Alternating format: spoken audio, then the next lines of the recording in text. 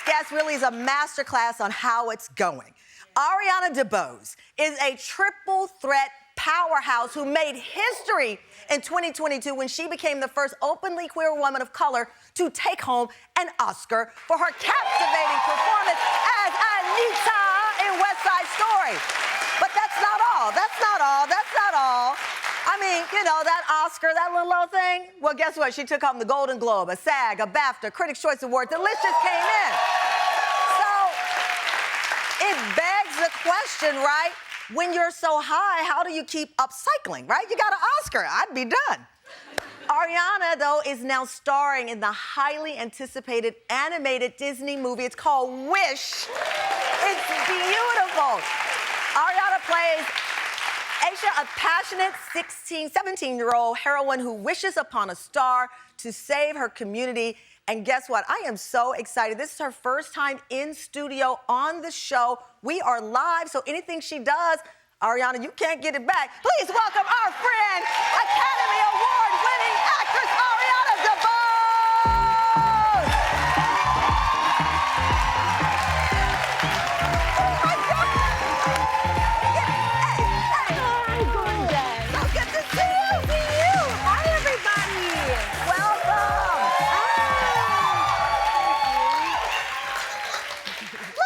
Welcome to the show in person. Thank you. The last time we saw each other, we were in a rainstorm on the red carpet seeing Melissa Etheridge and her one-woman show on Broadway right now. Come to my window. She was beautiful. Amazing. Isn't it inspiring? I loved it, and I really loved it because she's doing Broadway her way. Yeah. She's so authentic and so honest, and I think that's really beautiful to see someone like who truly loves. That's us there. We're cute.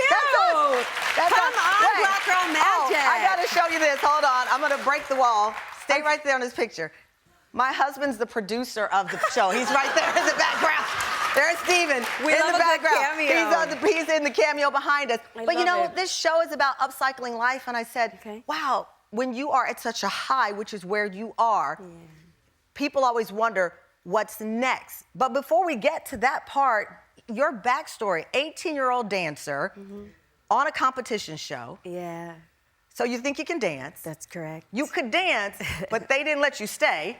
No, they did not. They were not featuring my stylings at the time. They got it wrong, clearly. That's okay. But they got it right because it gave you that grit to keep going because you were just 18. Yeah, well, I think it was, well, now, I believe it was the greatest redirection, right? It's like that space was not ready for me. I was not ready for it. And while I did go through a depression of sorts, like you did. I absolutely because you're a baby, did. right? Well, you're 18 years old. Nobody is ready to process what's happening to them at 18, which is something that I actually talk to young people about now who say they want to pursue that show. But it's still a wonderful opportunity.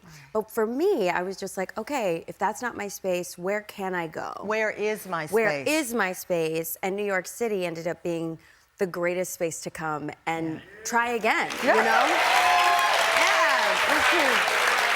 I have to tell you, seeing you in this Disney movie, your life in many ways reads like a Disney film. You talk about being raised by your single mom in North Carolina. These are the words you wrote that had me in tears when I saw them. You said, as someone who's had to deal with a very specific hand in life, I bristled against any construct that attempts to tell me who I can and cannot be, or what I can and cannot do. I can play my cards any way I like. I can chase my dreams, love who I love. This was installed in me at a young age by my mom. Yeah, Gina Debose, man. I mean, listen. My mother is a powerhouse. Like, she is so fabulous. She's a public school teacher in the state of North Carolina. Shout out to our teachers. We always get great teachers in the house. Educators, they are angels. Yes. And undervalued and underpaid, by the way. Yeah. I could literally get on a soapbox about education. We do often. Like, we do a lot around here. I believe in investing in education for young people. And investing in our educators. But my mom not only was my mother, but she was a mother figure to all of her students. And being able to watch how she balanced that was really heartening and inspiring. It taught me how to share in a way. And because it was just the two of us, we kind of raised each other. I know that feeling. My mom was a 19-year-old single mom. Yeah. And I told someone recently, my most fond memory, one of them, I actually told my mother this even. I was like 7 or 8 years old. I was the only child on the block. Everyone else had siblings. And my mom took me to our carport and played volleyball. And she was on one side and I was on the other. And she was when I look at that memory now, she was a baby. Yeah. And there was no price tag on it. There was nothing, just a moment between us that like hit me the other day. Because it does teach you what you said. You can choose your life. You can. You can choose, and no one gets to tell you what that life is. Yes. What that life is. And I think that's important. Right, because we're talking to our audience about upcycling your life. That has your definition. As I joked about the Thanksgiving table where people start to, low-key shade you. How's that business thing going? And you're like, I don't want to talk about it. It is my least favorite thing about Thanksgiving. Just saying. That's why I keep eting the whole time, so I don't have to answer any questions. And I'm like, this salad, this potato salad is delicious. Oh, that green bean casserole hit me again. But truly, upcycling your life is defined by you. Yes. When did you know the definition of how you wanted to live this life? Was it after that incident at 18 years old? Was it right before the Oscars when there's a lot of pressure for you still to be who other people see you as versus your authentic self? Well, I think I got to the whole concept of upcycling through my So You Think experience, if that makes sense, because I had to choose to not let that experience define me. Wow. Right? No matter what was said about me or my talent on that show, it's just because it's one person's opinion does not make it true. You define who you are, So I knew that then. And when I came to New York and started auditioning, and it took me a minute.